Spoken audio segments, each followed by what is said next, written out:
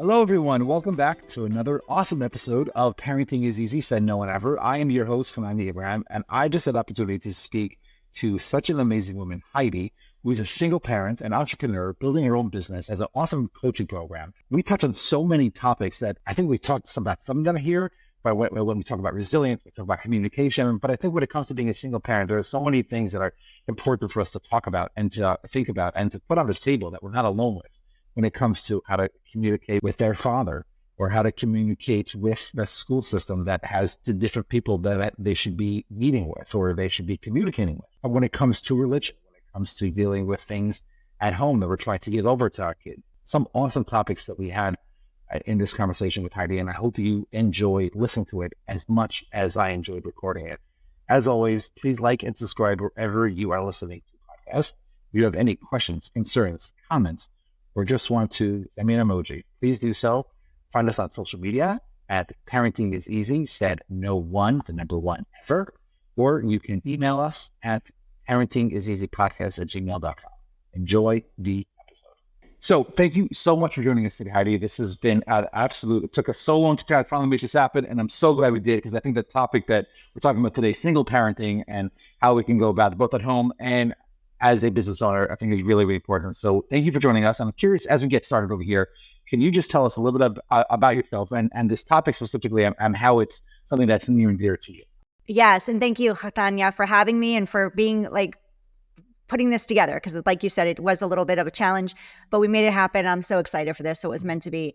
I'm an entrepreneur. I'm a business strategy coach. And the way this whole, I always wanted to be an entrepreneur, but I never knew how it would happen. And about 6 years ago, I found myself navigating through a divorce. And so the reason that I pursued this space is because I do have 2 children. They were young at the time. And I wanted to be home with them. So very quickly into figuring out what I was going to do next, because up until this time, I had been a stay-at-home mom. And my children were 7 and 8 when we were moving through this new chapter. And I was heavily involved with their kids and with their schools and their daily activities up until that point. I was taking them to school every day, picking them up, after school activities, a homeroom mom for both kids, co-chair of the auction committee for 2 years in a row. So I was very heavily intertwined with you their were busy. Yeah, I was busy. And now I'm like, okay, now I get to create an income because I didn't have to really worry about that before. So I was like, what am I going to do? And I was online and I found coaching and I was like, okay, well, this will fit my needs because very quickly I figured that the one thing that's going to, whatever I want to do, I want to be home with my kids. I knew a lot was changing for them and I wanted to keep that piece as consistent as possible. Now, I'm not saying that happened overnight. I did work 2 jobs as I was building, but I always kept true to that why and connected to that why because yes, we want to make money. That's a great why to have. But at the end of the day, I could keep working 2 jobs and make money, right? But the why that kept pushing me forward when I was navigating the bumpy roads of building a business was that I wanted to be home with them. And through that, there was a lot of navigation and challenges around single parenting along the way, which I'm sure we'll get into. So there are a lot of things that I would love to unpack. And the really first thing that comes to mind is this topic of your why. What does that mean? And can you explain in general what it means for you and how you would, I guess, deliver that to others? Well, for me, it was more of an entrepreneurship, though. But I'll talk into the general for anyone listening, no matter whatever goals you have, whether it's creating, moving forward and putting together, like you have a bucket list of a vacation that you want to take your family on, or you have a house that you want to buy, right? Like whatever you're talking about, making sure that everyone has a why. Find your why. Find your why, because no matter what you are wanting to accomplish, you always need to come back to that why. Because no matter what you want to create, it's not going to be easy. There's going to be challenges that are going to come up. Life is going to happen. Life happens. And many times it happens for us and not to us, but we don't see that in the moment. So when we're connected to our purpose of why we want this goal or to achieve this next step, that's where you get to connect to that why. And I always say it gets to be a why that makes you cry. Money doesn't make me cry. Like money is great, but what is it, the reason that you want to make the money or you want to achieve the goal? Is it to retire your spouse? Is it to be home with your kids? Is it to be able to afford like health insurance or anything like that? So really going deeper. And I think what the one takeaway I'd love for people to have when you're finding your why, don't settle on that first level of where you go to, because that's your surface response. You get to go deeper. And sometimes it could take multiple times of revisiting and going, okay, I want the money. What is the money going to get me? Okay, what is that going to get for us?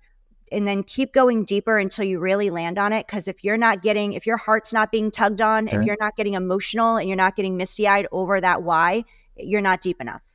So what you're saying is when a person is looking for something and they say, well, my why is I need to make money. That's the surface. That's like level one. I'm like, okay, so why do you need to make money? And that's something that is important for a person to look at. What would be your example of you needing something? Because there's so much that you had going for you, and then all of a sudden things change, and now you have to you're turn on your head just regarding how to live your life and what your focus is on a daily basis. So your why changed on an instinct, but at the same time, what I'm hearing you say is your life was your kids, and your life is your kids, and you want while that consistency, which we're going to get back to, is important. I think also there's a level of realizing things change, and that's okay. And that's, I think, a part of what the journey is. And when you ask yourself the question, okay, so what's my why? Well, you make money. No, it's not just about making money. What's more than that? So what's that line of thinking that you had that you can say is something that either you're giving over as coaching or something you would recommend to single parents specifically when it comes to how to find that deeper level of that? Well, for me, it was be home with my kids. For some, it could be, I want to have this much time with them. You might be on a split schedule. So really it's going to be different for each person. Like I know we have a split schedule. They're with me sometimes and they're with their dad sometimes. And I'm blessed that they have a great father. He's very involved. He always he wants to have them. He wants to spend time with them. He looks forward to them. He's in communication with them every day. So I know I'm blessed and not everybody has that scenario. Right. And also like your why, you may need support. You may need support in finding that and also to maintain that. Like I was a lone wolfer as well. I felt like I needed to do everything on my own. This is my situation. And that didn't help me. That actually kept me stuck. No. And I ended up burning out with trying to build the business, trying to juggle the 2 jobs and my kids at the same time, where I actually needed to step away. So, and as you said, things change. And your why can change. My kids are getting older. My son is 13. My daughter's 15. They're starting to become more independent. And soon they'll be going off to live their own life and create whatever it is they want for themselves. So my why will pivot. My why won't be, I want to be home with my kids anymore. So what will that next why be for me? So just understanding that, like take action on it because you want to be clear on your why and on whatever it is you want to achieve. But also give yourself grace and flexibility that it could change as you're moving forward and as your kids are evolving and growing as well. Well, for sure. And I think change is something that us as parents sometimes have a hard time with because when the kids are smaller, we want to have that consistency. And that's what sort of makes the schedule go and sort of when things run like clockwork, which is important. And also things change. And I think to be consistently okay with things having to be flexible is really important. And I think there's a lot what you're saying is to be okay with that. So having a certain grace of yourself with yourself, know that things are going to change and that's okay. But at the same time, there is something that you talk about here, regarding that I guess what I would call like balancing like the roles that you have of how a single parent has to do things that keep things, whether it's responsibilities at home that you have, that your kids might have, and creating that harmonious family feeling and trying to build a business and ensuring that making sure that each one is not going to be diminished in any way. And I'm curious if you could talk about that regarding making sure that you have those goals and making sure that both things are taken care of at the same time. How do you go about dealing with that personally, and how do you talk about that with others? I love this conversation, this topic. So thank you for bringing it up because I think it's really important, especially for single parents and moms. I know single parents, both men and women, but I know for moms, we carry a lot of guilt and we put that on ourselves and it can weigh us down. And so what I learned is building a business and having small kids and juggling all of that and the responsibility of home and animals. I had 5 animals when this was happening. Now I have 2. So there was a lot I was navigating, but I was always striving, because I heard people all the time, work-life balance, work-life balance. And I was going after that. And then I felt like I was always failing. And I always felt like I'm not good enough because I'm always failing. I'm not achieving that work-life balance that everybody's talking about. Well, I was actually talking with someone about self-care. And I said, you know what? I'm throwing this work-life balance, BS out the window, because I'm striving for perfectionism. And I already say hi. I always say, hi, my name is Heidi. I'm a recovering perfectionist, because that's where I was, especially as a single mom. We all the birthday parties had to be perfect. Everything had to be perfect. Like, we're trying to keep up with it. So now I'm like, you know what? I'm not doing that anymore. There's a scale, and I'm always trying to maintain this balance of this scale to keep it even. And sometimes my business is going to need more of me, and it's going to weigh down that side of the scale. Sometimes my kids are going to need more of me, and that's going to weigh down the scale on that side. Sometimes I'm going to need more self-care time and time for me. And I'll say that to my kids, like around typically 3:30. Well, when we're in the summer now, so I don't have the schedule I had, but it was 4 hours a day of pick up and drop off between the 2 schools and the scattered schedules. And I'm like, I still get to work, So I would come home for 4:30, 5 o'clock from picking up my son. And I'd be like, guys, I need 20 minutes. I need to go lay down. And once I'm done with that, I'll come out, and now we can get going with the evening. Like, letting your kids be aware of like what's going on. You know what? Mom needs to work till 8:30 tonight. This is the busy day. Mom's working till 8:30. We're going to do dinner at this time. Or, you know what? We're doing easy peasy dinner tonight, and just kind of keeping them in the loop. But I don't call it work-life balance anymore. I call it work-life grace, because I want everyone to feel like, give yourself grace in those moments instead of taking on that pressure and that guilt of, I'm not good and I'm not creating enough time for both of them. I don't have the balance everybody's talking about. Work-life grace. You get to be flexible with yourself. That word again that you brought up early. Flexible is key. Grace is key. That's great. I love these words that you're saying, and I think changing it from that work-life balance to the work-life grace. I'm going to call you on this, but I think it's such a great line and such a great. There's another part to grace that I think is really important. You started touching on, but maybe you could talk about it a little bit deeper over here. Grace for yourself as a human being, and not just a mom. And I'm curious how that comes into this conversation over here from your father.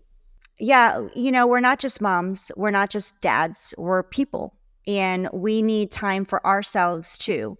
And so whether it's your work, your business, whatever that looks like for you, your home, your animals, your kids, you still get to take care of you, and prioritizing yourself is really, really important. This is one thing that I've struggled with for a long time. It actually held me back in my business too, because I was working so much. And I was like going, that I was showing up exhausted all the time. I ended up burning out and stepping away for about a year, if not a little longer. And when I came back, I realized what I did wrong, what wasn't working and what was working. And I quickly, when the second time around, I'm like, okay, I get to definitely change this. And prioritizing self-care was important, because if you're not taking care of yourself, and people say, fill your cup. I don't believe in that either. I'm like throwing everything out the door right today. Work-life balance, no. Work-life grace, and then replacing the, fill your cup with overflow your cup. Because I feel like if you fill your cup, we're constantly depleting it. But if you're overflowing it by taking care of yourself, you're going to have plenty to give to everybody else. Because many times we have a lot of people or a lot of things that need us at one time. So if we're just filling it every once in a while, it's constantly getting depleted and we're constantly exhausted and run down. Whereas if we're overflowing it and we're prioritizing ourselves, I'm not saying ignore others, but taking care of yourself isn't selfish. It's allowing yourself to be there and support the others in your life, to be there fully present for them. Because if you're depleted, you can't be fully present. So you're not really supporting them in the ways that they need, especially your children. That's so well said. And I again, I think it's such a great analogy. As someone that I wish there were smart boards when I was in school, just because I'm a much more of a visual learner. So using your examples and thinking about that cup, which we talk about all the time, that cup's half full, half empty, fill it up. empty it out, whatever it is you do with that cup. It's something that comes up all the time. And I think the biggest thing so far that I'm taking out of our conversation is the concept of having a healthy sense of values and purpose. And I'm curious, when we talk about parenting and transmitting those values and purpose and creating a sense of being able to know what our strong ethical values are and how to give that over to our children, especially in a situation where we have a business that we have to run and we're in charge of. How do you go about doing that personally and making sure that there's a healthy balance? It's a challenge, and it's not easy. I do have conversations with my kids. Is it all the time? No. But I really take the time that we do have and make it quality time. And then during that time, I'll try to, give them some words of wisdom or something. Like last night at dinner, we were talking, their cousins with us, and we were talking about something. And I'm like, remember what I told you about high school, Hunter? And she's like, blah, blah, blah. And I'm like, no, I do say that, but that's not what I'm referring to. So I like just having, even if you have 5 minutes with them, it's more quality over quantity. And then in letting them know and leading by example, and I'm not perfect. We're far from perfect. We're humans, but I will tell them, listen, I was wrong. Or that conversation didn't go the way I wanted it to go. You know what? Let's revisit that. Or I'll take responsibility when I make a mistake. Or if I handle something wrong, I'll bring that to them as a lesson and go, listen, this happened. Mommy didn't handle it right, but this is how I'm going to fix it correct it going forward. And that helps them know that it's okay to make mistakes. Because if we're always trying to show them that we're perfect, they're going to feel like in life, they're going to have a hard time saying sorry. And I think we want our kids to take responsibility for their actions. Responsibility is key. And I think in today's day and age, that's missing in a lot of people. Like there's no responsibility at the end of the day. It's everybody else's fault for where I am. No, it's either where you are, wherever you are, you created this because every action you took has a consequence, and a consequence isn't bad or good. It's just is. It's a consequence. And I think too many people think of consequences as negative, but a consequence could be a great thing. That's the consequence of your action. So really teaching our kids the value of responsibility and leading by example on that, not being afraid to say to them hey, you know what? Didn't really handle that right. Or I could do better with that next time, and I will. Now, this was what happened. This is the action I took. This was the result. And now I've learned from it. What worked in that scenario, what didn't work. I think that's a powerful tool to teach our kids too. Every day, look at what's school. You get a bad grade. Okay, what worked there? What didn't work? Well, I didn't do my homework, right? I showed up for school. That worked. But I didn't do my homework. So now I got the 0. So that reflects in my grade. So just kind of checking in and doing that, I think is supportive for our kids too. So that's what I try to do. It's not always perfect. Right. And that's okay. And I think we have to give ourselves some grace in order to make sure that we're doing the things that we have. But I everything that you're saying makes a lot of sense to me. And I think it's hopefully something that people that are listening to this that are not just single parents, but even if it's a 2-parent household can learn from, because I think you are speaking words of wisdom here. I'm curious though, if you were able to give a personal example, when you talk about that scalability, which is so important, and something we've talked about in this podcast many times, but it's something personal that sort of happened that you can say, this is not something that worked, it did not work. You sort of called yourself out possibly. And then talk about it with your kids in a way where they were able to see that example for themselves. That is a great question. I would say in relationships, I don't know if a specific example, but I'm pretty open with my kids, when I'm on the phone talking to people so dating. I'm a single mom, right? And I did dating. I did not bring them into it. Nobody's really I'm not I've dated a lot of people, but I've been very I keep them close, and I have not really involved them in that scenario until I know that this is going to turn into something long term. But they've seen me upset about something that didn't work out. So I shared with them, this is what I sat them down at the table. This is actually not long ago. I sat them down at the table and I said, okay, this is what happened. And they didn't really know about any of it, but I wanted to share with them because they are getting older. They're going to be navigating their own relationships. And I want them to know that, you may not have been brought into my relationships. I don't know if that's good or bad. I know there's people that do, and there's people that don't. And I'm not saying one, or if people listening do, I'm not saying that's wrong. I'm just saying what I've chosen to do. And I see the consequences of it. And I think there's consequences on both sides of it. But you got to do what's right for you. So I was like, you know what? They haven't really seen me in a relationship since they were really little with their dad. And Right. and they're missing out on a big part of like what works and what doesn't work and how to What a navigate healthy relationship looks like. what a healthy relationship looks like. And I'm like, okay, that's not the good part of me holding them close to keeping them close to me and not allowing someone in. So I shared with them the situation that happened, and I shared with them what my part of it was, and that I take responsibility for that piece of it, and that this is how I'm going to be better going forward in relationships, right? And that I want them to, and I want to be open with them when I do date someone again, that I can be open with them and have those conversations, because I shared, I don't think you know what a healthy relationship looks like. And I Yeah. want you to have that, because if you don't have that, I'm not setting you up for success for yourself in the future.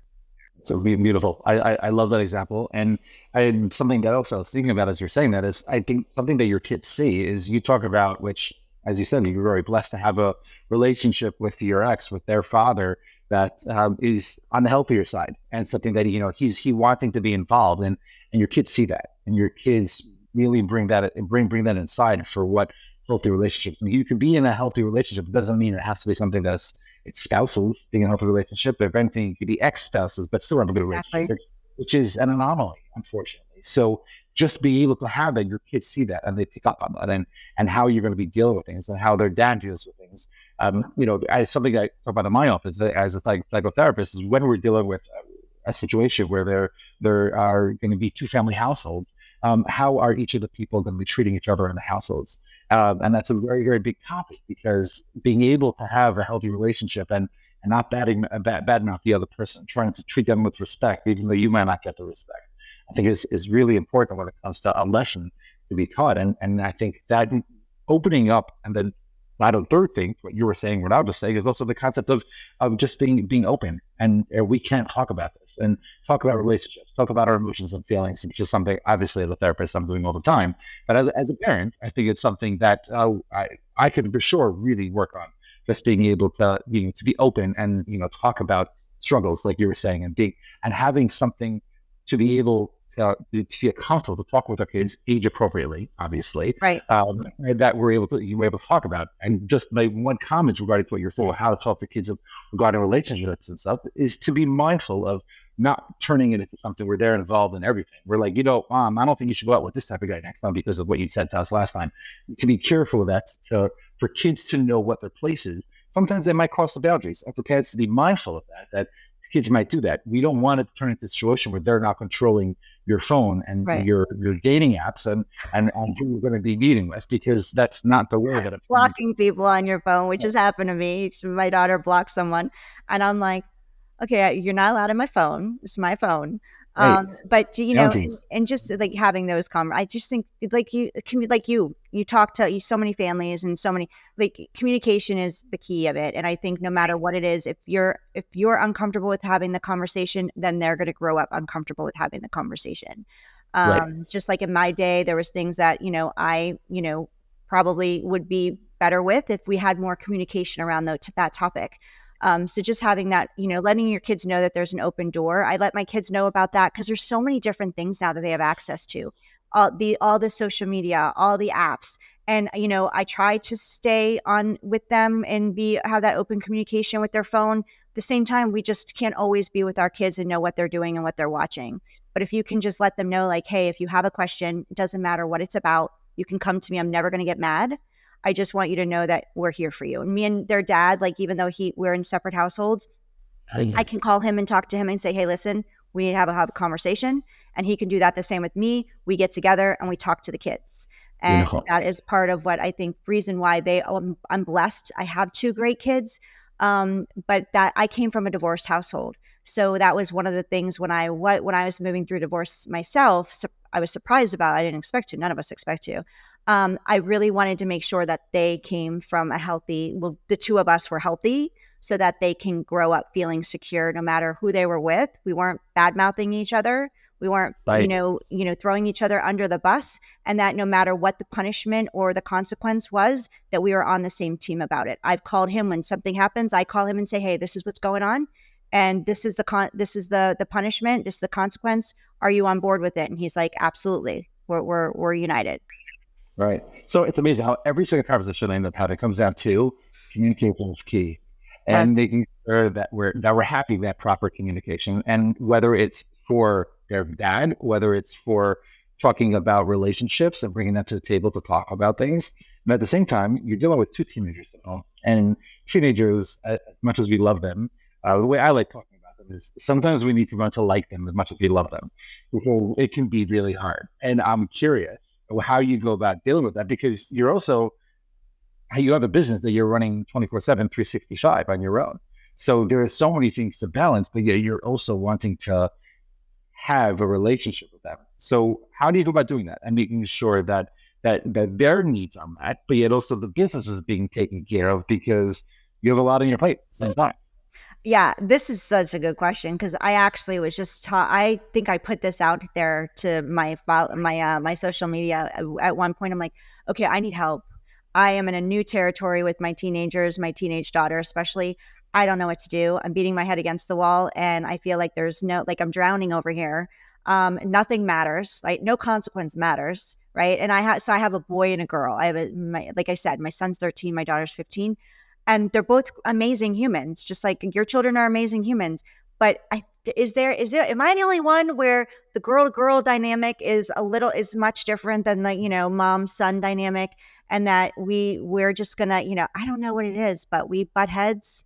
And it's like I'm motivating her is on sometimes a whole new level for me. So I don't have that answer, unfortunately, because I'm going through it myself. So any support that I can get, I just take it day by day. And I do, when I flip my lid, which I have at certain times, I'm like, I'll go to her and say, listen, I apologize, I flipped my lid. But I've asked you 75 times. So finally I'm at the point where am I breaking, but I could have handled it differently. And she'll come to me and say, I'm sorry, mommy. And we have the communication, the conversation. Right. But I'm still navigating that myself. So I don't have that answer. It's just a matter of I take it day by day, and I share with her like the consequences. Okay. So if you keep doing it this way, then this is what's going to happen, right? Like, and I'm not always going to be there for you. We're here to catch you right now. But also I'm learning from the people, my friends that have gone through this. They're like, sometimes you got to let them fall. You got to let them fall for them to learn. Like, if we keep saving them, as much as it kills me, and I'm like reaching out to teachers and I'm trying to get the work turned in late or whatever it is, it's not helping her learn the lesson that she needs to learn. Sure. And I'm so glad you brought that up. And my wife and I were just dealing with just my daughter bringing down the laundry basket down to the laundry room. And like, she not having clean clothes, like, really, like, you don't have clean clothes. Why not? Well, because you didn't do my laundry. Like, why didn't we do your laundry? Because you didn't have my laundry basket. Why not? So when she finally like murmurs in our laundry basket, oh, because you didn't bring down your laundry. It's a very simple thing. We're not asking you to do the laundry, fold it or anything. Just bring it down from your room to the laundry room, so then you can go ahead and do that. I think that's what you're saying, is now she has to wait for that sweatshirt she wanted to wear. She has to wait until the next laundry is going to be done. So it's on her in a certain way. And I think that in itself is a responsibility thing. So as you're talking to your daughter, and I love the way you're saying it, this concept of the way I always see it this way, of the Jerry Maguire line of help me help you. I've said that to her. I'm like, help me help you.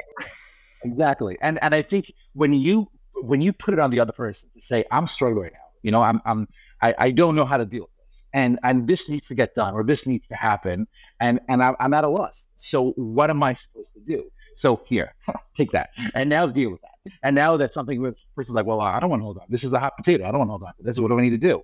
Oh, you have to hand in your work. I have to hand in my working plan. That's what I need to do. Oh, that's it. Okay, fine. I'll do it. So when they go ahead and say it, I think that really changes so much, because as we talk about dealing with teenagers, I think there's so many things to talk about, and I'm very passionate on this topic specifically, is because they're working on the concepts of identity, self-identity, working on the concepts of autonomy, and they have control over things that they never really had control over before, certainly, because they didn't realize it, and because they're coming from a good home. So all of a sudden, like, I'm supposed to navigate into certain things for myself. Like, really? And it can be scary. And I think that's where our role is, to be in a place to be able to go ahead and say, I'm here for you, and you have to do this yourself. So I'm here for you, but I'm not going to do it for you. And I think that there's very, very fine line And I'm curious specifically when it comes to entrepreneurship, there's a certain level of business owning as well, where you want to be able to do everything yourself, but you have to also delegate in a certain way of this person needs to do this person needs to do this, and this is part of the role of whatever the business is. Mhm. How do you go about, I guess you could say, those same type of roles of teaching that to your kids and working on that as a parent, but yet also doing that as a business owner? Well, as a business owner, it's more for me is with my clients. I'm like, I want them to get the results, but I can only I can only do so much. I can't do it for them. And that's a big challenge that I find sometimes. It's like the ones that, we all have in business, and especially if you're a coach, we all have those people. They'll join and then they just don't do anything. And I'm the one that wants to be like, well, if you do the work, you'll get it. You'll achieve it.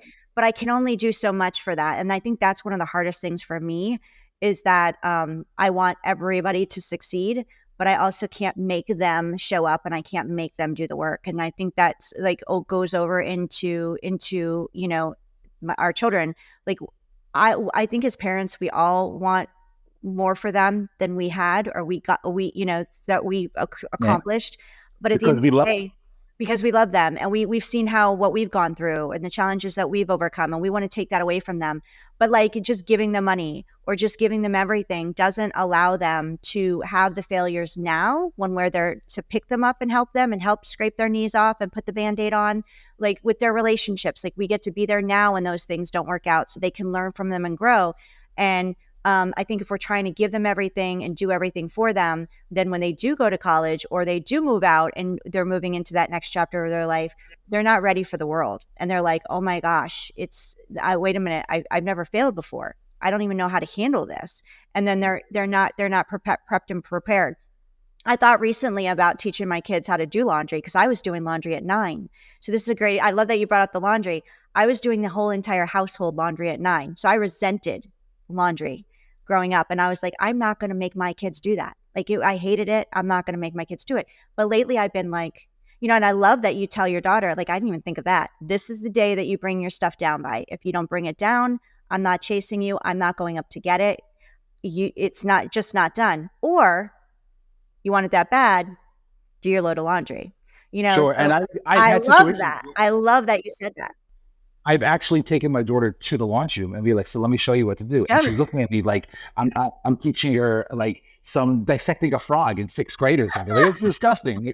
It's really not that disgusting. It's turning this knob, taking this pod, putting it in here and just turning it on. You want to read a label first. You have what you do. Let's do that. Most things are, we know what they're supposed to be, right. But just there's a little bit of science regarding dark colors and light colors. And that's, there's not much to it, right. In that sense. And I think, and if you do it in a way where I'm trying to teach you or help you something, so you don't have to come to me, because if you come to me on a Saturday night, wear my sweatshirt, I'm not doing the laundry for you. That's not, it's not happening. It's like there's a 0% chance. But if you need it, for you going out with your friends, then let me show it to you so you can do it yourself. And I think that's that it takes away something that they're trying to sort of put onto you, but yeah, we're trying to teach them in a way where okay, you know what? The answer is me. I am the answer, and I can do things in a certain way. And I think as we're trying to let them be the best versions of themselves, I say those words very carefully because it's not our best version, right? It's their best versions of themselves. Yeah, I think that's something to be aware of, so that we can make sure that they're getting what they need. And what they need from me is to be supportive. When they need from me is to tell that Mom and Dad, we're always here for you. And we could, and you can always come to us. The best line I think I ever heard of this, and I heard this from a mentor of mine, is you want to create a world where instead of them saying, I don't want my mom to find out about this, it turns into, I can't wait to tell Mom. Yeah. And that's the world we want our kids to live in, where they're not necessarily hiding anything from us. We're like, oh, Mom, Derek just sent me an amazing picture. Want to see it? So instead of it being something like, oh, I can't show this to my mom type thing. So, and that's the world we want our kids to be in. And that's only going to happen if we teach them. So it's up to us, to not only bring the horse to water, but maybe at the beginning when they're a certain age, showing the horse, well, you do this by the water. And then as they get older, like, all right, there's the water. So you have to go find it yourself in a certain way, but knowing that balance. And I think for parents that are listening to this is to realize that every horse is different and the water level is different in different places. And our job as parents is to make sure that we know how to teach that child that situation for what they need. at the same time as we talk about this, and I love the way this conversation is going regarding these topics, I think there's also, I think you were talking about this before a little bit, the concept of also having an understanding that there are other people or other things needed in me being the best version of myself. I think the concept of community and having support systems around you. And I'm curious, both as a business owner and also as a parent, how do you go about teaching that, and how do you deal with that in yourself? Yeah, I want to touch on one thing you said, because I think for many parents, like what I said, I'm like, I don't want my kids to go through that and have to do all the laundry for everybody. But now I think I'm taking away something from them, that they're going to be empowered, that like the things that we could be teaching them and allowing them to have that independence over is empowering them to build up their confidence in other things. Because once they learn, like, oh, I don't need mom to do my sweatshirt, to wash my sweatshirt, they're going to feel so good when they've washed it themselves, and they know that they can go down there and do it. And they also learn, like, don't put the reds with the whites, because you're going to have pink underwear, So those are the things that they learn before they get to college. And then they freak out and they're like, oh my gosh, I have red underwear, or pink underwear. So as far as it goes around building support, I think it's really important, no matter where you are. Hi, my name is Heidi. I'm a recovering lone wolfer as well as perfectionist.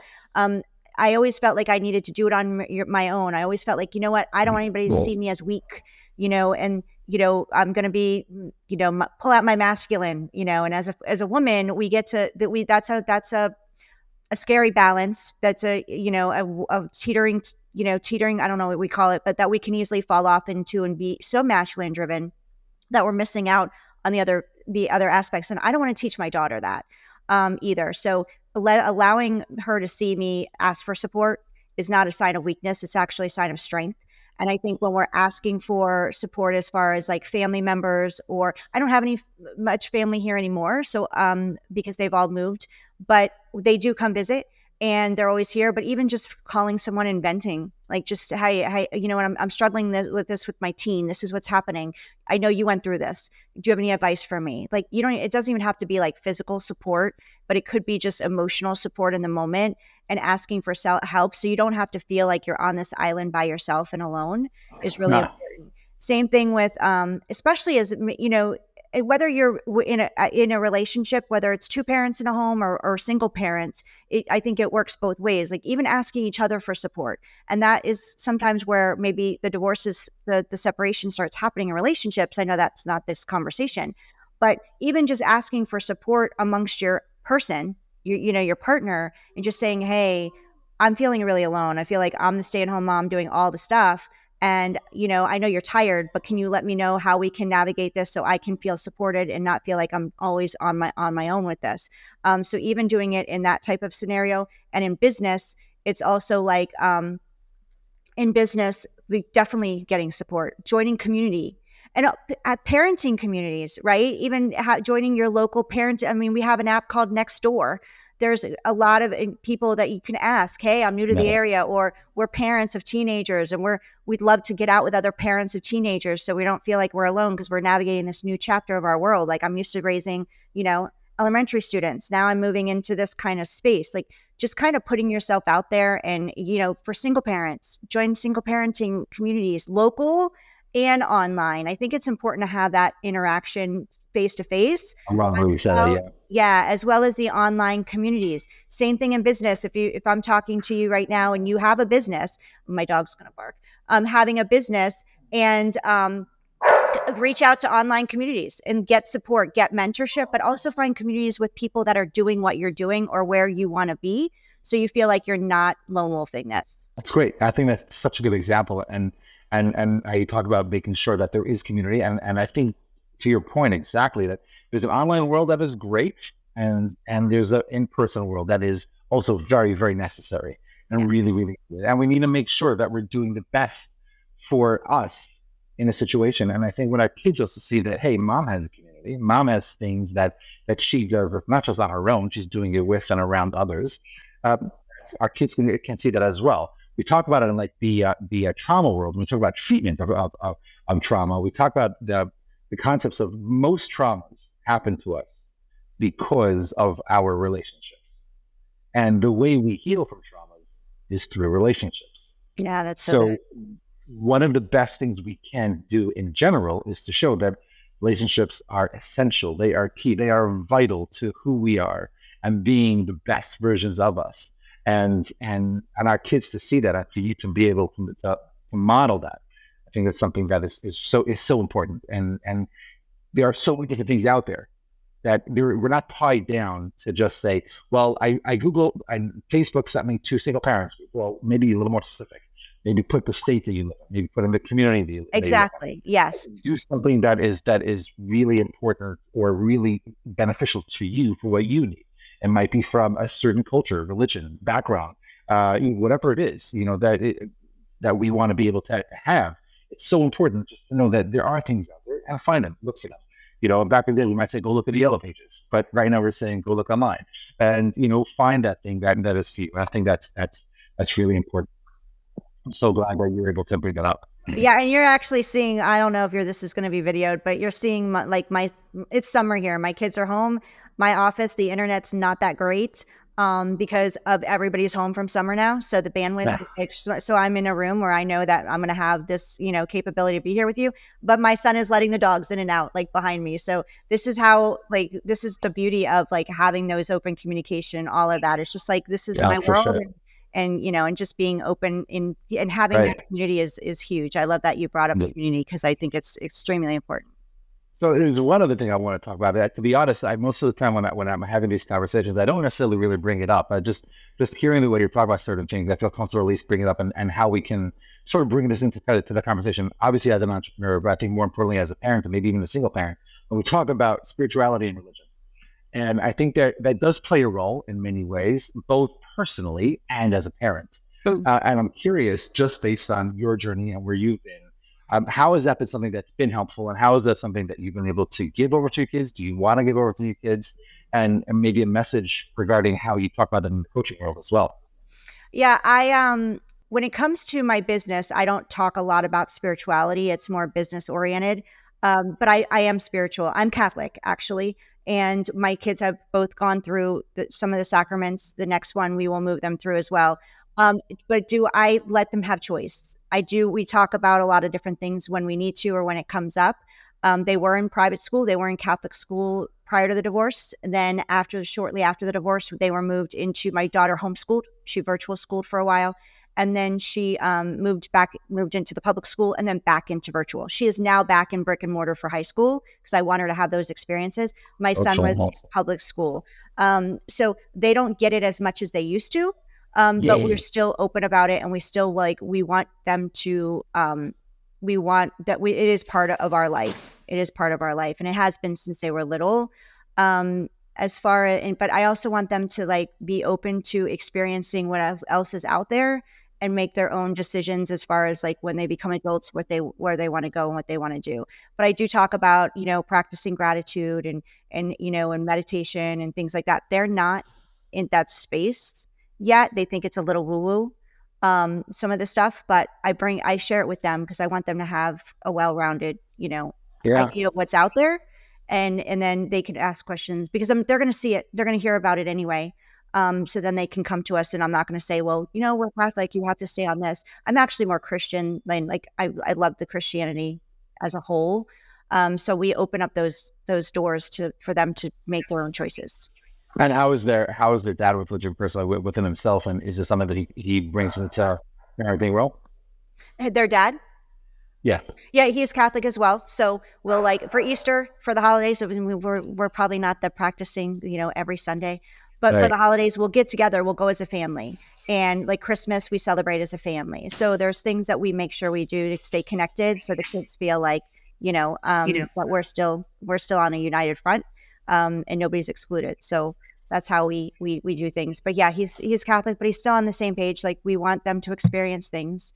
Right. At the end of the day, we want them to know right from wrong and to be, they get to make their own decisions. Because I don't think whatever religion you're in, I think there's right and wrong. And it doesn't matter what your beliefs are, there's right and wrong. And you get to share that for your family. And hopefully the children are learning from us. And again, it comes back to that communication. I'll share with them, you know what, I didn't do the right thing there. That was wrong. Mom didn't handle that properly, but I'm going to, do this going forward. I love that. And I think the thing that you were saying of just for them to be able to ask questions and to feel comfortable so that they can feel and experience things at home. And Yeah. then if they have questions regarding what they want to do and how they want to go about things, you and their dad have been able to plant seeds that has been beneficial for them to be able to, as their tree grows for themselves, be able to, oh wait, there's a religious part to this as well, but we can sort of use to our advantage. All right, what is that? What is that? And they can be curious. And I think something that I talk about in my office a lot is what I call the ABC. Always be curious. And when we have that curious bone inside of us, I think that goes a really long way regarding our kids being the best version of themselves. And I think this conversation, I've been so happy, Heidi, the way you're able to talk about the topics that we talked about, and also I think the guidance that you've given us here. And I know that you've created some sort of model when it comes to entrepreneurship and in the business world that I think, at least to the way you're talking, for sure has been cultivated from the home and your own personal philosophy. Curious if you could talk about it for what it is that you have going on. I basically teach visibility, being seen. It was a big challenge for me inside of my business when I got started. I had a fear of being seen that stemmed from my childhood, from, like you said, the experiences, that we have as children. And it's something that I needed to overcome. So now my passion is to teach entrepreneurs how to get comfortable with getting uncomfortable, stepping out of their comfort zone, because no matter what level you are in business, you're going to be getting out of your comfort zone, and the fear is going to show up and it's going to get scary. So that being said, that's what I have. That's my passion right now. And we have a visibility program that we just started. So that's brand new, which is exciting. We also have the academy, where if you are an entrepreneur and you want to, you're kind of in the scaling mode, you're at the 6-figure mark, but you're ready to take your business to the next level. We have an upper level program where we work with you on building team and everything else, as far as like creating your offer, stepping up and being visible in a new way. So we help people get on podcasts and branch out and create community and collaboration, because there's a lone wolfing way of building a business and there's a collaborative way of building a business. And I did the lone wolf way. It doesn't work. You're going to probably go out of business quicker than you want to. Luckily for me, I quickly realized it and I learned to collaborate. So leveraging other people's stages, getting in front of other people's audience, and building those relationships. Like you said, everything's about relationships. And like you and I having this conversation, and we never know where this could take us down the road with this relationship. But just kind of putting yourself out there and building those relationships is key in building a business, because when people want to work with you, it starts with you building that relationship between you and that person. Oh, for sure. And I think being able to do that, I think is really important. I met, obviously, as a parent, working on that and being able to work on that relationship has an effect on where you are regarding business. I'm so glad that we've been able to have discussion. I've been able to meet you after the first time, and that this actually did work. I'm curious, as we sort of close up over here, I have a few small rapid fire questions for you as a mom. Okay. But before we go there, my last question to you is there something that we didn't talk about regarding this whole amazing world and conversation regarding parenting, single parenting, and how to be able to hone those skills also as an entrepreneur? Are there things we didn't talk about that might be something that I want to mention for like a minute or two? I think we talked about so many great things. I will say, when you just asked me this question, the one thing that I came up for both situations is let's release judgment. Many parents can have an idea of what's right and wrong based on what's right for them. And then if somebody else is doing it the opposite, that's wrong. And we get to give each other, let's bring that word back in, give each other grace as parents. We don't get a manual. None of us are perfect. We're going to make mistakes raising our kiddos, and it's okay. But let's give each other grace as adults and as parents, and be supportive of each other and come together as community, and not pushing someone out and going, well, they're doing this wrong. Just because I don't do it this way doesn't mean that the way somebody else is doing it is wrong. It's right for them. I love that. Thank you so much for bringing that up, because I talk about this concept of non-judgmentalism all the time. And I think it starts with the self. And you first have to be non-judgmental on yourself before you be non-judgmental on what your kids are doing, how to make a voice for themselves, or how we're going to give it over to our clients in our business as well. So that's such a great point, and thank you for bringing that up over here. As we sort of wrap over here, I like sort of asking you some questions over here. So my first question to you is, now that your kids are teenagers, it doesn't really apply, but I'm thinking of, let's say you have your Southern age version of your kids. You could think of a historical figure that you would like to, or you feel comfortable to be a babysitter for your kids. Who would that be? Historical figure to be a babysitter for my kid. Oh my goodness. I was going to think of a character, but I can't. That's not a historical figure. Oh gosh, Well, who is that character? I'm curious. Mary Poppins. Because I'd want her to be I would want her to be my babysitter. I'm like, that is the best babysitter in the world, right? She's magical, she's fun, but she's also strict, but with love, you know? So I think she's phenomenal. I'm singing. That's not a figure, like historical figure. Right. I know my son would love to have Alexander Hamilton. I know he would love to have him. He loves him. He loved the show. He learned all about him. And so that, you know, I know that he would love to meet him. And I think he would, you know, and he loved his kids. And he, you know, so I think that he would be a kind of a cool figure. I'm sure there's people out there that disagree with me. But politics aside, I know my son would love to have him. All right. That sounds great. I love that answer. We never got on that one before. So that's a really good one. Heidi, is there any either book, podcast, or YouTube video that you listened to or watched recently on this topic that you've been talking about that you would recommend to others than someone other than your own stuff? As far as like the books, I really like, I wish I could think of the name of this book. It did a lot for me. But like The Untethered Soul is a great book. The Alchemist, that's a fantastic book. I'll share For all ages. It's a good one. Yeah. I love that. That's really great. And my last question to you here, Heidi, is if you could think of an everyday, mundane superpower that you would like to have as a mom, what would that be? Cook. Amazing. I would love to just be able to walk into my pantry and my refrigerator and whip something amazing up based on what I have. Yeah. Amazing. Okay. Well, I love it. Well, thank you so much again for your time. This has been an absolute pleasure. You're welcome.